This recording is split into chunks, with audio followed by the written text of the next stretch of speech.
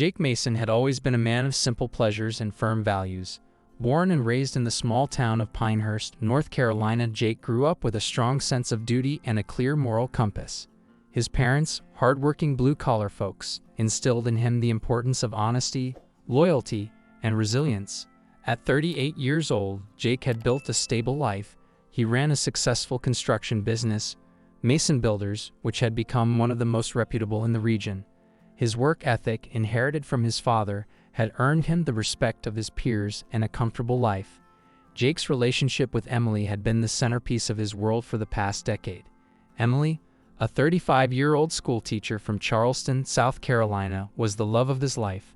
They had met at a friend's wedding, and their connection had been instant. Emily's warmth and kindness had drawn Jake in, and her passion for teaching children had only deepened his admiration for her. They married 2 years later in a small ceremony by the lake, surrounded by close friends and family. For the first few years, their marriage had been blissful. They bought a cozy house in Pinehurst where they settled into a comfortable routine. Jake's days were filled with managing his business and overseeing projects, while Emily dedicated herself to her students.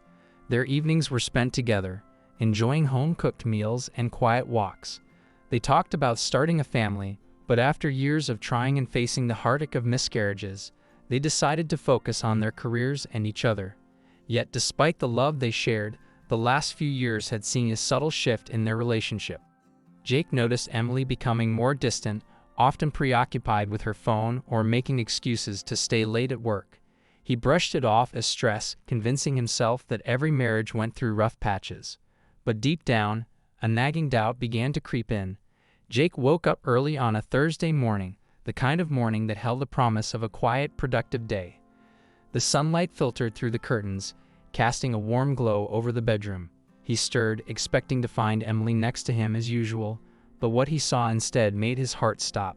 There in the bed they had shared for years was Emily, and she was not alone. A stranger, a man Jake had never seen before, was lying beside her. His presence in Jake's bed, in his home, was like a knife twisting in his gut. Emily, his Emily, was wrapped around this man, her hands tracing familiar patterns on his body as if Jake didn't exist. The disbelief hit him first, a wave of shock that made him feel as though he was still dreaming. But the dream quickly turned into a nightmare. Jake's mind raced, trying to comprehend what was happening. This couldn't be real. Emily, the woman he had loved and trusted, wouldn't do this. But the scene before him was undeniable. His eyes burned with unshed tears, and his chest tightened with a mix of rage and sorrow. Every fiber of his being screamed at him to look away, to close his eyes and pretend this was just a terrible hallucination. But he couldn't. The betrayal was too blatant, too visceral. The man noticed Jake first, his eyes widening in horror as he realized the danger he was in. He tried to scramble away, but it was too late. Jake, driven by a surge of pure, unfiltered rage, lunged at him. He didn't think, he just acted. His fist connected with the man's jaw with a sickening crunch, and the stranger fell back onto the bed, blood spraying across the white sheets.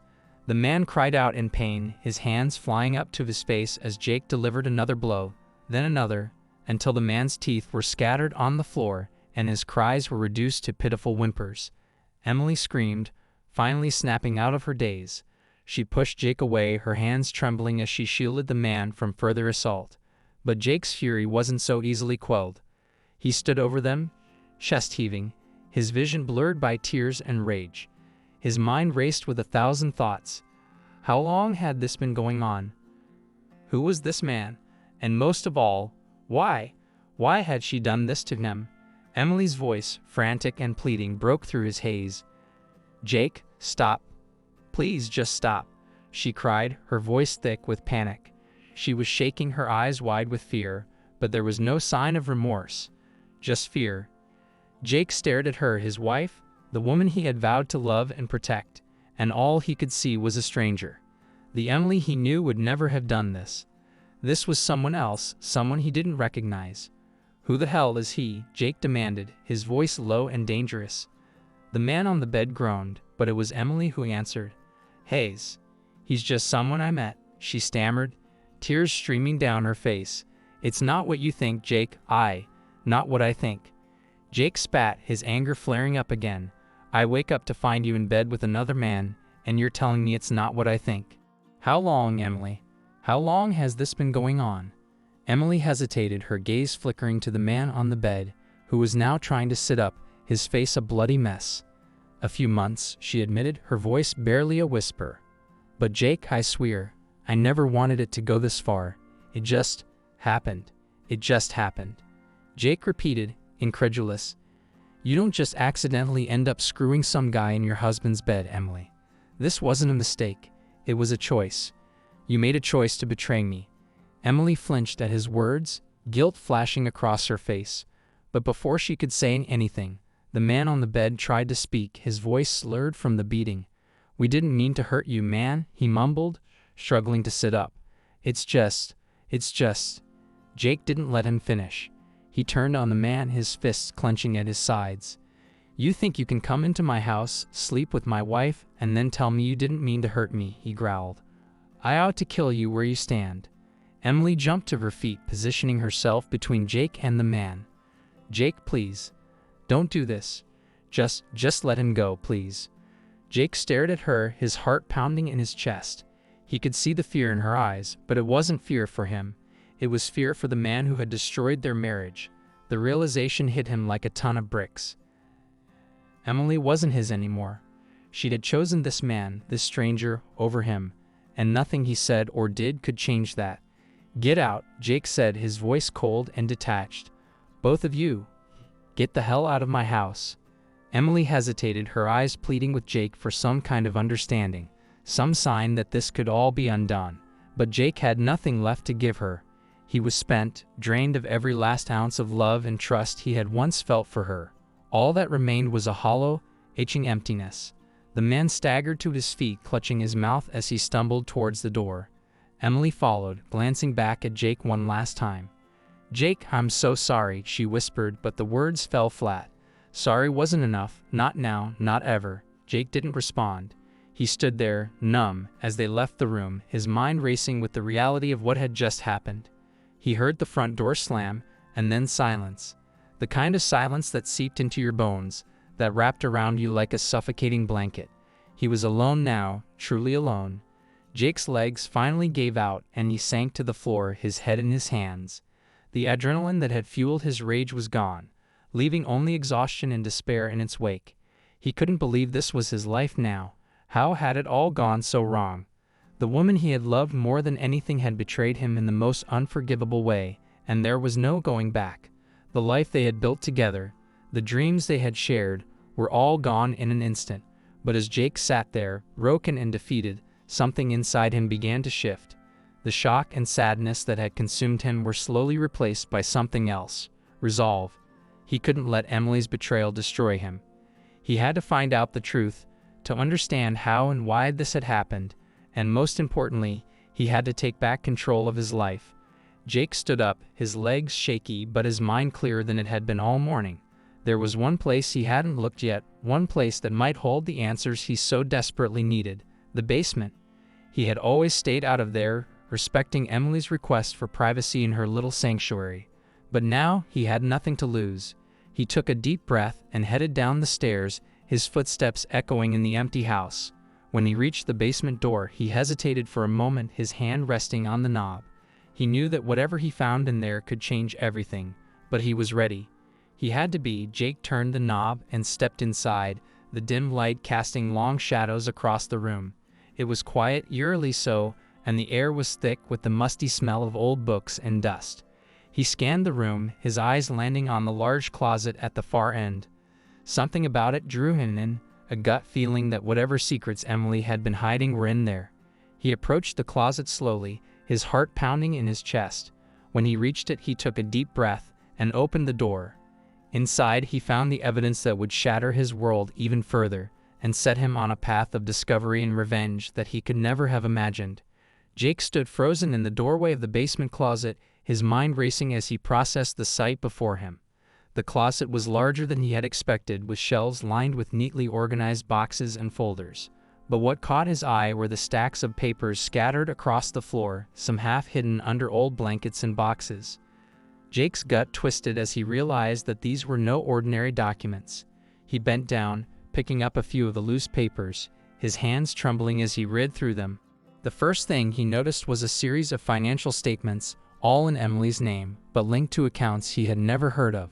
The amounts were staggering. Thousands of dollars transferred in and out of various offshore accounts. It didn't make sense.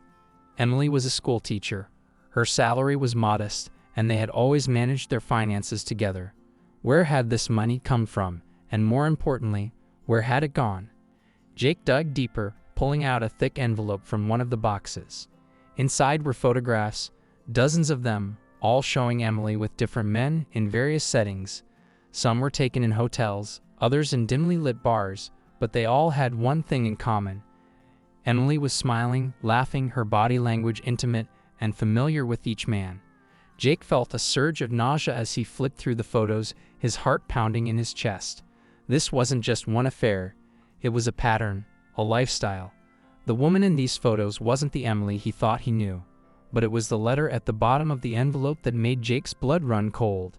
It was addressed to Emily from a man named Richard Thornton, a name Jake didn't recognize. The letter was handwritten, the words meticulously crafted, dripping with affection and plans for the future. But what struck Jake the most was the content. Richard was not just Emily's lover, he was her co-conspirator. The letter detailed a plot to drain Jake's business assets, to leave him bankrupt and ruined so that Emily and Richard could start a new life together. Richard had promised her a life of luxury far away from the quiet, small-town existence Jake had provided. Jake's hands shook as he read the final lines of the letter. Richard had included a postscript, a chilling reminder of how deeply intertwined Emily's betrayal was with Jake's professional life. Once the funds are transferred, we'll set the plan in motion. By the time he realizes what's happened, it'll be too late. We'll be long gone, my love. Just make sure he doesn't get suspicious. We're so close now. Jake dropped the letter, his mind reeling. This wasn't just an affair. It was a calculated, premeditated attack on everything he held dear. His marriage, his business, his future. Emily had planned to destroy it all for the sake of a man who saw Jake as nothing more than an obstacle. Rage boiled in his veins, but underneath it, a deeper, more painful emotion took root: betrayal. How had he been so blind? How had he missed the signs that his wife was not only unfaithful but actively working against him? The shock of the discovery left Jake reeling, but he knew he couldn't afford to lose control. He needed to think clearly, to gather his thoughts and figure out his next move. The letter had mentioned financial transfers, and Jake realized he needed to act fast. If Richard and Emily were planning to siphon off his business's funds, he had to stop them before it was too late. With newfound determination, Jake left the basement, his mind racing as he considered his options. He knew he couldn't handle this alone. He needed help, someone who could dig deeper into the financial web Emily and Richard had woven. There was only one person he trusted enough to turn to: his old friend and attorney, Mark Davis. Mark had been a close friend of Jake's since high school, and he had handled all of Jake's legal affairs over the years. He was sharp, loyal, and had a reputation for being ruthless when it came to protecting his clients. Jake called Mark immediately, his voice tense as he explained the situation. Mark listened in silence, and when Jake finished, there was a long pause on the other end of the line. "Jake," Mark finally said, his tone serious, "this is bad. If what you're telling me is true, we're dealing with more than just a simple affair. This is fraud, embezzlement, hell, it might even be conspiracy. We need to act quickly, but we have to be smart about it." Jake agreed, his mind racing as Mark outlined a plan. The first step was to secure Jake's financial assets. Mark advised Jake to contact the bank immediately, freezing any suspicious accounts and transactions. He also suggested hiring a private investigator to dig into Richard Thornton's background, to find out exactly who he was dealing with. The next few days passed in a blur of frantic activity. Jake followed Mark's advice to the letter, working tirelessly to protect his business and uncover the full extent of Emily's betrayal. The private investigator, a grizzled ex-cop named Harris, reported back with troubling news. Richard Thornton was not just a con artist, he was a seasoned criminal with a history of fraud and manipulation. He had targeted wealthy individuals before, using women like Emily as bait to get close to his victims. As the pieces of the puzzle began to fall into place, Jake realized just how close he had come to losing everything. Emily's betrayal had been devastating, but Richard's involvement turned it into something far more dangerous. Jake knew he had to confront Emily to force her to face the consequences of her actions. But before he could do that, he needed to gather irrefutable evidence, enough to ensure that neither Emily nor Richard could escape justice. With Mark's help, Jake gathered all the documentation he needed, compiling a damning case against Emily and Richard. The final blow came when Mark uncovered a recent transaction, a large sum of money transferred from one of Jake's business accounts to an offshore account linked to Richard. It was the smoking gun Jake needed, proof that Emily had been actively participating in the scheme. Armed with this evidence, Jake prepared himself for the final confrontation. He knew it wouldn't be easy, but he was ready. The woman he had loved was gone, replaced by someone he no longer recognized. All that was left was to see justice served. Jake waited in the living room, his heart pounding as he prepared for what was to come. He had asked Emily to meet him at the house, telling her they needed to talk. She had agreed, her voice cautious and guarded. She had no idea what was waiting for her. When Emily arrived, she was tense, her eyes flickering with suspicion as she entered the room. Jake watched her closely, his emotions a volatile mix of anger, sadness, and betrayal. He had loved this woman, had built a life with her, and now he was about to tear it all down. "Jake, what's this about?" Emily asked, her voice strained. She looked at him, trying to read his expression, but Jake had learned to hide his feelings well in the past few days. "I think you know what this is about," Jake replied, his voice cold and steady. He handed her a folder, the one containing all the evidence he had gathered. "Go ahead, open it." Emily hesitated, her hands shaking as she took the folder. She opened it slowly, her eyes widening as she saw the contents. She flipped through the pages, her face draining of color as she realized what she was holding. Photos, bank statements, the letter from Richard. It was all there, laid out in stark, unforgiving detail. "Jake, Emily started, but Jake cut her off. "Don't," he said, his voice sharp. "Don't lie to me, Emily. I know everything. I know about the affairs, about the money, about Richard. I know what you've been planning." Emily's eyes filled with tears, and she tried to speak, but Jake held up a hand, stopping her. "I trusted you," he said, his voice breaking. "I loved you, Emily, and you did this to me. Why? Wasn't I enough for you?" Emily broke down, the facade she had been holding on to crumbling under the weight of Jake's words. "Jake, I'm so sorry," she sobbed. "I never wanted it to go this far. I was in too deep, and I didn't know how to get out." "Don't give me that," Jake snapped. "You had every chance to stop, to tell me the truth, but you didn't. You kept lying, kept betraying me, and for what? For money? For Richard?" Emily shook her head, tears streaming down her face. "It wasn't just about the money," she admitted, her voice trembling. "Richard made me feel alive in a way I hadn't felt in years. I know that doesn't excuse what I did, but it's the truth. I didn't want to hurt you, Jake, but I couldn't stop." Jake stared at her, his heart heavy with a mixture of rage and sorrow. "Well, you did hurt me, Emily. You destroyed everything we had, and for what? For a man who's been using you, manipulating you, just like he's done to so many others. Richard doesn't love you, Emily. He never did. You were just a tool to him, a means to an end." Emily's face crumpled as the reality of her situation hit her. She had lost everything, her husband, her home, her dignity. The man she had betrayed Jake for was nothing more than a criminal, and now she was left with nothing. "What happens now?" she asked, her voice barely above a whisper. Jake took a deep breath, steadying himself. "Now you face the consequences of your actions," he said. "Mark's already filed the necessary paperwork. I'm filing for divorce, and I'm pressing charges against you and Richard for fraud and conspiracy. You're going to have to answer for what you've done, Emily." Emily's shoulders sagged, the weight of her choices crashing down on her. She looked at Jake, her eyes filled with regret and sorrow. "Jake, I never wanted to hurt you like this. I know I don't deserve your forgiveness, but I'm begging you, please, don't let them take everything, please." Jake felt a pang of pity, but he quickly pushed it aside. He had to stay strong, had to see this through. "This is out of my hands now," he said. "You made your bed, Emily. Now you have to lie in it." The following weeks were a whirlwind of legal proceedings and tense negotiations. Mark's expertise proved invaluable as he navigated the complexities of the case, ensuring that Jake's business remained intact and that Emily and Richard faced the full force of the law. Richard was arrested first, his criminal past catching up with him as the authorities closed in. Emily, on the other hand, struck a plea deal, agreeing to testify against Richard in exchange for a lighter sentence. It was a bitter end to what had once been a loving marriage, but Jake knew it was the only way to move forward. The divorce was finalized quickly, the judge granting Jake full control of his business and assets. Emily walked away with nothing but the clothes on her back and a future filled with uncertainty. Jake watched her leave the courtroom, a part of him still itching for the woman he had once loved, but he knew he couldn't dwell on the past. He had a new life to build, one free of lies and deceit. In the months that followed, Jake threw himself into his work, rebuilding his life piece by piece. The pain of Emily's betrayal lingered, but he refused to let it define him. He focused on the future, on the things he could control.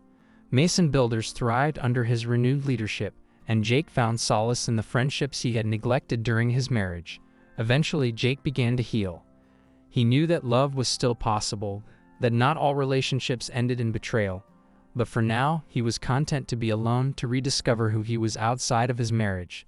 The scars Emily had left would fade with time, but they would always serve as a reminder of the lessons he had learned about trust, about loyalty, and about the strength it took to start over.